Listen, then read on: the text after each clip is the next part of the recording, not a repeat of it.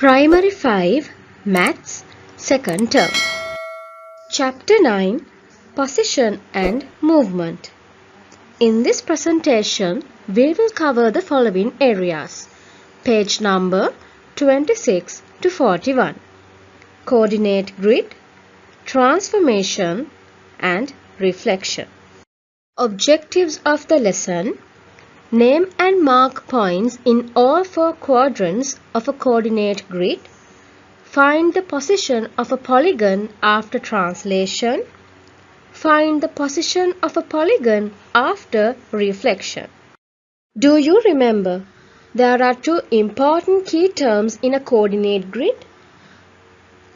They are coordinates and the ordered pair. Coordinates means the numbers we used to find a point on a grid. Now I am going to show you what a coordinate plane is. And also an ordered pair means the number on the x-axis and the number on the y-axis in that order. When the x-axis of a coordinate grid is extended to the left and the y-axis extended downwards, we get a coordinate grid that looks like this. You can see there are negative numbers as well as positive numbers. The x-axis and the y-axis lines show that it can be extended beyond what is shown.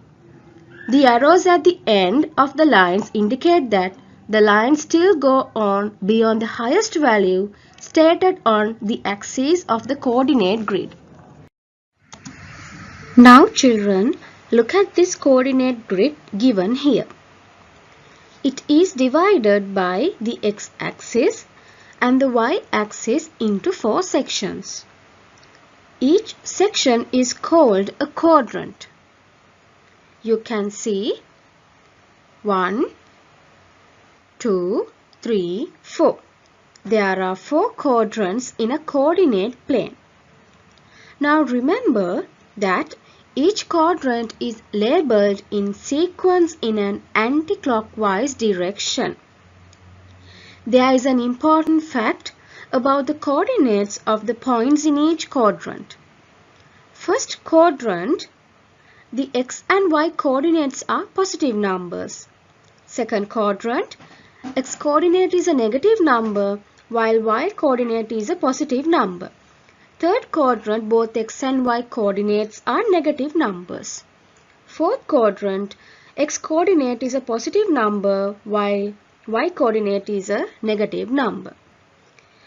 Now, if a coordinate is on the x or y axis, even if it's on the origin, it doesn't belong in any quadrants.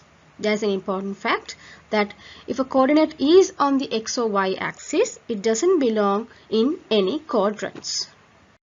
Here, I'm color coding the numbers for you to understand how to plot points. Starting with plotting the star here. So x-axis is in green color. Number 2 means go to the right. It's a positive number.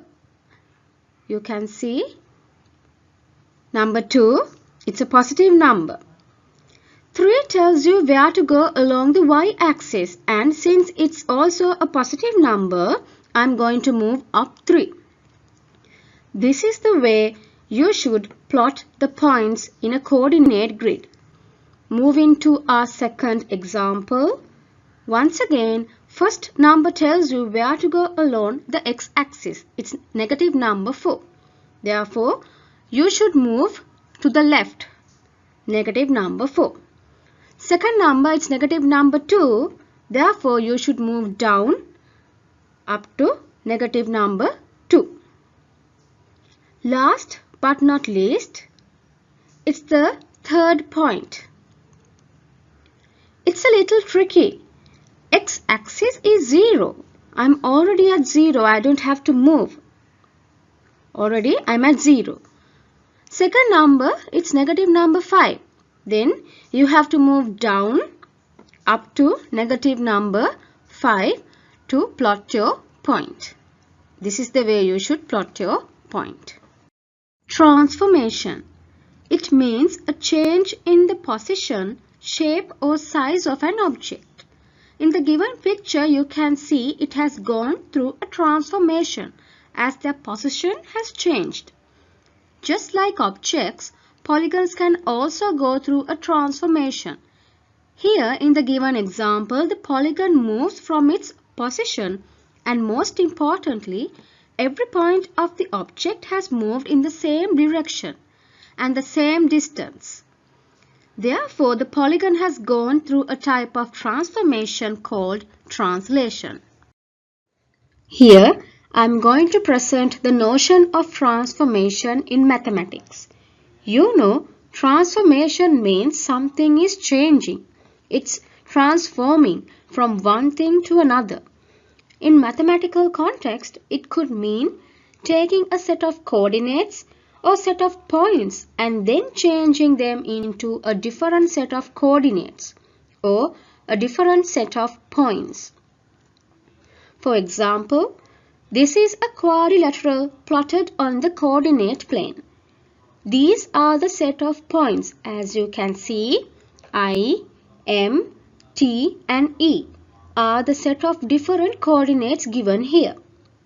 Now, we can apply transformation to this. We will move all the points in the same direction and the same amount in that same direction, which simply means translation. So, let's translate this.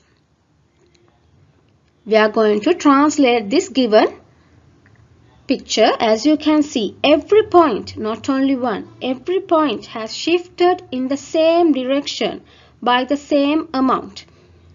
You can see we have shifted this to the right by 2. That's what we call a translation. Reflection. Reflection is another type of transformation. Reflections are where you flip a shape in a mirror line. Now, there are two important points about reflection. First one is you must highlight the axis you are reflecting over. Second one is the number of squares from the vertex of the polygon to the mirror line is the same as the number of squares from the vertex of the image to the mirror line. Let's try this together.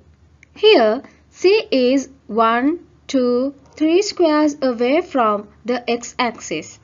You must count towards the axis you are reflecting over. It's 3 squares. Then count the same number on the other side of the axis to reflect the given shape. Now, watch the presentation once again and read your textbook very clearly. You all can complete the exercises relevant to this lesson in your textbook, page number 28 to 43, as well as in your workbook, page number 74 to 76.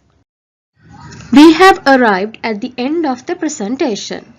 We have learned how to plot points on the coordinate grid, transformation, and about reflection. So my children, do all the exercises mentioned in the presentation. Thank you.